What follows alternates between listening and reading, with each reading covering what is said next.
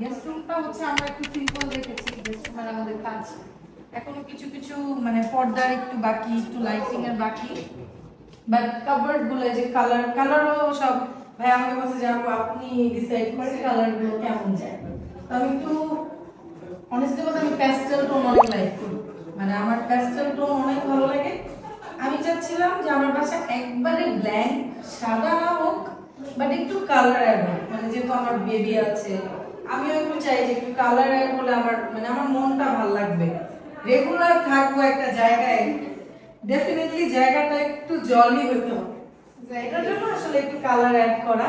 এখানে যেমন এখনো লাইটের আমার একটু লাইট লাগানো বাকি আছে, হ্যাঁ, তারপর পর্দার একটু কাজ বাকি। বাট এই রুমটা যেহেতু গেস্ট রুম আমি একটু সিম্পল রেখেছি, ভেবেছি যে এটা একটু আরামদায়ক থাকবে, মানে এটাতে বেশি কিছু করবো না, ক্লামজি করবো না, এটা একটু রিল্যাক্সিং রাখবো, এই আর কি।